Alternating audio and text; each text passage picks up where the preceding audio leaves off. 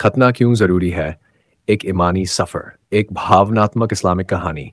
YouTube channel the Setufilm Islamic story कुदरत का कमाल। नोट: ये कहानी एक भावनात्मक, शिक्षाप्रद और धार्मिक पहलुओं से परिपूर्ण। इसमें मुख्य पात्र, घटनाएं, कुरान हदीस के हवाले और धार्मिक दृष्टिकोण शामिल हैं।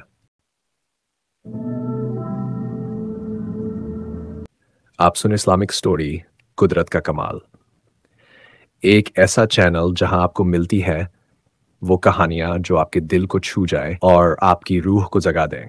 अगर आपने अभी तक चैनल को सब्सक्राइब नहीं किया है तो कर लें और बेल आइकन को दबा दें ताकि हर नई कहानी सबसे पहले आप तक पहुंचे। आज हम लेकर आए हैं एक सच्ची कहानी, खतना क्यों ज़रूरी है। एक ऐसी कहानी जो सिर्फ शरीर की नहीं, रूह की सफाई का पैगाम देती है। पहला भाग, गांव का बच्चा। उत्तर प्रदेश के एक छोटे से गांव में एक बच्चा था। नाम था, उसके अब्बू एक मामूली दर्जी थे मगर बहुत धार्मिक इंसान थे। फैजान अब 7 साल का हो गया था और अब्बू अमानत अली साहब उसके खतने की तैयारी में थे। मगर गांव में कुछ लोग कहते थे, अरे अब तो जमाना बदल गया है, क्या जरूरी है ये सब, बस दिल साफ होनी चाहिए। फैजान उलझन में था, उसे डर लगता था, दर्द से, लोगों की बातों से और सबसे ज्यादा बदलते दौर से। दूसरा भाग, मस्जिद का इमाम हाफिज सलीम साहब की नसीहत। इसी दौरान गांव की मस्जिद में एक नई तकरीर रखी गई। मौलाना हाफिज सलीम साहब आए। उन्होंने बहुत सादगी से मुस्कुराते हुए लोगों से कहा, भाइयों, खतना कोई रस्म नहीं है, ये एक सुन्नत ए इब्राहीम है, ये नबी ए पाक मोहम्मद की सुन्नत। लोगों ने पूछा, हब अगर कोई नहीं कराए तो क्या गुनाह होगा?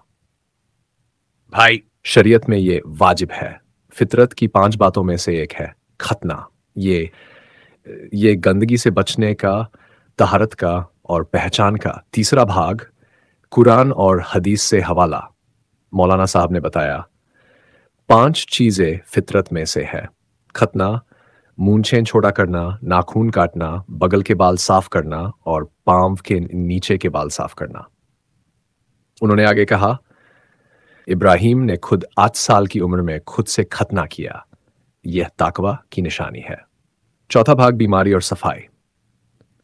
डॉक्टर सरवर जो गांव के क्लिनिक में थे, उन्होंने भी गांव वालों को समझाया, खतना सिर्फ धर्म ही नहीं, मेडिकल साइंस भी इसे जरूरी मानती है। इससे गंदगी नहीं जमती, इन्फेक्शन से बचाव होता है और भविष्य में कई बीमारियां टलती हैं। लोग हैरान थे कि इस्लाम की हिदायतें इतनी वैज्ञानिक हैं। पांचवां भाग, फैजान का डर और अब्बू का सब्र। फैजान डरता था, अब्बू मुझे दर्द होगा? अब्बू बोले, बेटा ये अल्लाह की राह है, थोड़ी तकलीफ आज लेकिन हमेशा के लिए पाकीज़गी कल। फैजान की आंखों में आंसू थे मगर अब्बू की बातों में एक सुकून था।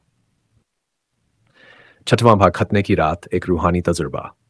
गांव के मदीना अस्पताल में मौलाना साहब की मौजूदगी में फैजान का खतना हुआ। दवा लगी, कोई तकलीफ नहीं हुई, लेकिन रात को फैजान ने एक ख्वाब देखा। उसने देखा कि एक नूरानी चेहरे वाला बुजुर्ग कह रहा है, बेटा आज तूने अपने जिस्म से गंदगी हटाई है, कल अल्लाह तेरे दिल से गुनाहों की गर्द हटाएगा। ये एक नई शुरुआत है। सातवां भाग, समाज की सोच में बदलाव। इस घटना के बाद गांव में कुछ और लोगों ने भी अपने बच्चों का खतना कराया। जो पहले विरोध करते थे अब वही पूछते थे, मौलाना साहब अब हमारे बच्चे की उम्र 10 साल हो गई है, देर तो नहीं हो गई? आठवां भाग, पश्चिमी समाज और मुसलमानों की पहचान।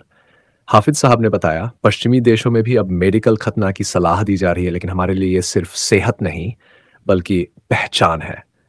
खतना मुसलमान की पहचान है, जैसे नमाज, रोजा और तौहीद। सवाल और जवाब। कुछ लोगों ने पूछा, औरतों में भी क्या खतना होता है? मौलाना साहब ने गंभीरता से जवाब दिया, इस्लाम में महिलाओं का खतन कोई वाजिब हुक्म नहीं है। जो अफ्रीकी देशों में होता है वह इस्लाम नहीं, सांस्कृतिक परंपरा है और इस्लाम इसमें नरमी और रहमत का मजहब है। 10वां भाग, कुछ हफ्तों में फैजान अब बड़ा बदल गया था। अब वह दिन में 5 वक्त की नमाज पढ़ता और कहता, अल्लाह पाक ने मुझ पर रहमत की और मुझे पाकीज़गी बख्शी, अब मैं गुनाहों से भी खतना करना चाहता हूं। 11वां भाग, सबक।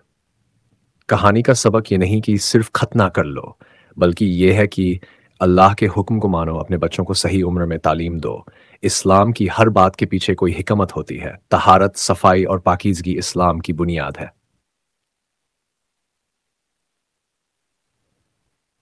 अंतिम संवाद।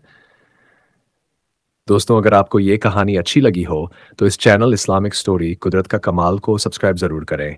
इस वीडियो को लाइक करें, शेयर करें। शेयर में लिखें कि हम खतना में एक रस्म नहीं, खतना सिर्फ एक रस्म नहीं, ये अल्लाह का हुक्म है। अगली कहानी में फिर मिलेंगे, तब तक के लिए।